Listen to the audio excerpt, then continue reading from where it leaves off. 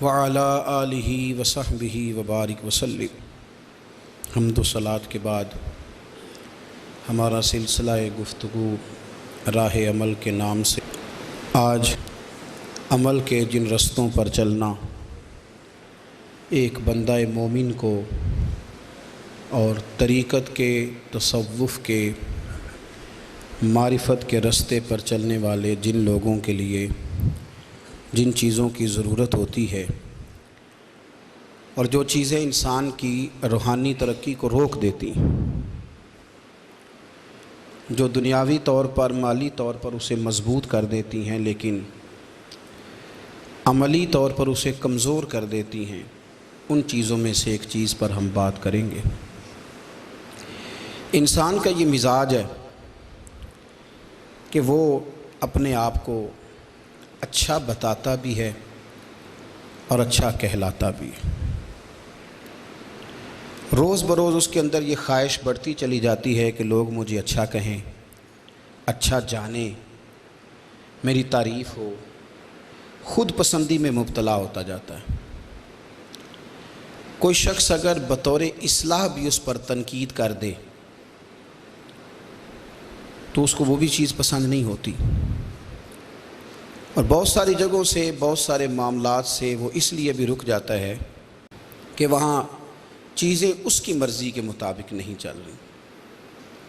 قرآن مجید نے انسان کی اس کمزوری کا ذکر کیا ہے اور سورہ نجم کے اندر ارشاد فرمایا کہ فَلَا تُزَكُّوا أَنفُسَكُمْ، فرمایا اپنے آپ کو ستھرا بنا کر پیش نہ کرو، وَهُوَ أَعْلَمُ بِمَنِ اتَّقَىٰ، اللہ خوب جانتا ہے تم میں سے پرہیزگار کون ہے۔ یہ قرآن مجید ہے، ان دو لفظوں میں وضاحت کر دی، تم نہ اپنے آپ کو پیش کرو۔ ہمارے ہاں ہر آدمی کا مزاج ہے، ہم اپنی خدمات بتاتے ہیں، اپنی خدمات گنواتے ہیں، اپنا تعارف کراتے ہیں، اپنے منہ سے اپنا آپ بتاتے ہیں۔ اس کا نقصان یہ ہوتا ہے، کمزوری یہ واقعہ ہوتی ہے کہ انسان اخلاقی طور پر اور روحانی طور پر کمزور ہو جاتا ہے۔ اس آدمی نے 5 سال کسی ادارے میں پڑھا لیا، وہ بھی بتا رہا ہے جی الحمدللہ 5 سال سے قرآن پاک پڑھا رہا ہوں۔ کس کو بتا رہے ہو؟ اگر تو اللہ کی رضا کے لیے یہ کام کیا تو پھر بتانے کی کیا ضرورت ہے؟ اللہ کریم تو جانتا ہے۔ میں نے وہاں 10 سال نوکری کی، دین کی، تو بتا کس کو رہے؟ کس کو آپ یہ بات بتلا رہے ہیں؟ یہاں تو اپنا بتانے کا اتنا عجیب ذوق پیدا ہوا ہے کہ اپنے والد کو حج کرا کے لوگ دنیا کو بتا رہے ہوتے ہیں۔ میں نے اپنے ابا کو حج کرایا، بھئی ابا آپ کے تھے تو آپ نے ہی حج کرانا تھا، کسی اور نے تھوڑی کرانا تھا۔ جب والد آپ کے تھے تو آپ کو ہی کرانا تھا۔ میں نے جی بہنوں کی شادی کی تو بہنیں کس کی تھیں؟ میں نے بھائی کے ساتھ مدد کری تو بھائی کس کا تھا؟ میں نے جی اپنے استاد کی بڑی خدمت کی، ان سے پیار کیا تو بھئی استاد بھی تو آپ کے تھے نا۔ کہتا جی میں نے الحمدللہ اپنے مرشد کے آستانے پر، میں نے اپنے شیخ کے آستانے پر نوکری کی، اور میں نے کہا تجھے غلطی لگ گئی ہے۔ کسی نے کہا تھا حضرت انس بن مالک سے بڑے نصیبوں والے ہو، 10 سال ہو گئے حضور کی نوکری میں، فرمانے لگے یہ تو ان کی نظر ہے کہ رخ ان کا ادھر ہے، تو ان کی مہربانی ہے، میں کون ہوتا ہوں مطلب میں اور ان کی نوکری؟ تو امیر حرم میں غریب بے نوا، تو کجا اور من کجا۔ اپنا بتانا، اپنا آپ دکھانا، اپنے آپ کو ظاہر کرنا، اپنی تعریف پسند کرنا، مجھے مانو، مجھے کہو، مجھے گنو، میں خوبصورت زیادہ ہوں، میں پڑھا لکھا زیادہ ہوں۔ کچھ کو یہ بھی مسئلہ ہوتا ہے کہ میں سینئر زیادہ ہوں۔ بھئی آپ کیا بات کر رہے ہیں؟ یہ اللہ فرماتے ہیں تو اپنے آپ کو بنا کے پیش، دیکھیں نا کیسے خوبصورت لفظ ہے، فَلَا تُزَكُّوا أَنفُسَكُمْ، اپنے آپ کو ستھرا بنا کے پیش نہ کر، وَهُوَ أَعْلَمُ بِمَنِ اتَّقَىٰ، وہ خوب جانتا ہے تم میں سے متقی کون ہے۔ اسے بڑے بھولے بھالے، بڑے اللہ والے، ریاض آپ کو بس ہم ہی جانتے ہیں، یہ تو ہمیں پتہ ہے۔ تو اپنی زندگی میں یہ جو خواہش ہے نا بڑا ہونے کی، سیانہ ہونے کی، سمجھدار ہونے کی، یہ انسان کو کمزور کر دیتی۔ ہم تعارف ہی بڑا کراتے ہیں، ہمارا تعارف بہت زیادہ ہے، ہمارا ذکر بہت زیادہ ہے، ہم بہت بڑے ہیں، ہمیں مانو، ہمیں گنو، ہمیں شمار کرو، ہماری خدمات کو تسلیم کرو۔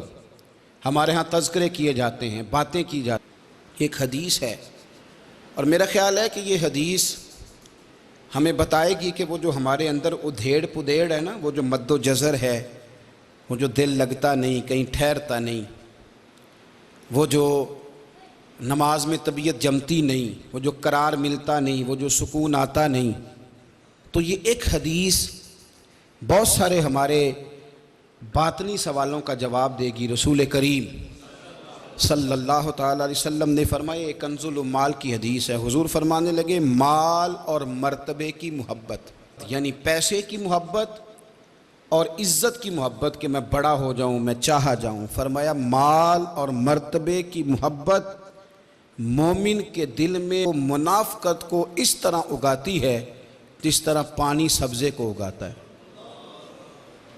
مومن منافقت کے راستے پہ چل پڑ، اللہ کرے لوگوں کو سمجھ آئے اس بات کی، اللہ کرے ہمیں سمجھ آئے۔ یہ تو مال کمانے نہیں نکلا اور یہ تو مرتبہ حاصل کرنے جب نکل پڑا ہے تو فرمایا تیرے اندر منافقت، پھر نہ حلال حرام کی تمیز رہ جائے گی، نہ اپنے بیگانے کی تمیز رہ جائے گی، کوئی پتہ ہی نہیں رہ جائے گا۔ پھر تو انسان بھیڑیوں کی طرح لوٹتا پھرے گا، کھاتا پھرے گا، دندناتا پھرے گا۔ میرے رسول کریم صلی اللہ تعالیٰ علیہ وسلم نے بالوضاحت فرما دیا۔ حضور فرمانے لگے یاد رکھو اس محبت کو پنپنے نہ دینا، اس کے اندر زیادہ قوت نہ آنے دینا کہ تمہارے لیے مشکلات پیدا ہو جائیں، اس کو اتنا زیادہ بڑھوتری نہ دینے لا کہ پھر تمہارے لیے واپس لوٹنا مشکل ہو جائے۔ حبیب دو عالم نبی اکرم رسول رحمت صلی اللہ تعالیٰ علیہ وآلہ وسلم نے فرمایا یہ مرتبے کی محبت، یہ چاہا جانا۔ بہت سارے مذہبی لوگوں میں روحانیت نہیں ہوتی، پگڑی بھی ہوتی ہے، دستار بھی ہوتی ہے، کتابوں کا علم بھی ہوتا ہے، روحانیت کا دور دور تک پتہ کیوں نہیں ہوتا؟ کیوں بھلا؟ اس لیے کہ پگڑی باندھ کے، کتاب یاد کر کے، سارا کچھ سمجھ کے خواہش ہوتی ہے کہ اب مجھے اسٹیج بھی ملے، تو یہ چیز انسان کی طبیعت کے اندر نفاق کو جنم دیتی ہے، یہ کمزوریاں پیدا کرتی ہے۔ میرے رسول کریم صلی اللہ تعالیٰ علیہ وسلم کے صحابہ کی ایک بہت بڑی تعداد ایسی ہے جسے دنیا نہیں جانتی۔ 1,44,000 صحابہ نے حج کیا ہے حضور کے ساتھ۔ کہاں گئے باقی سارے لوگوں کو؟ تو چند کے نام آتے ہیں، وہ 313 جو میدان بدر میں جان ہتھیلیوں پہ رکھ کے نکلے تھے، کدھر ہیں ان کے نام؟ وہ جو 72 احد میں شہید ہو گئے تو وہ کہاں تھے؟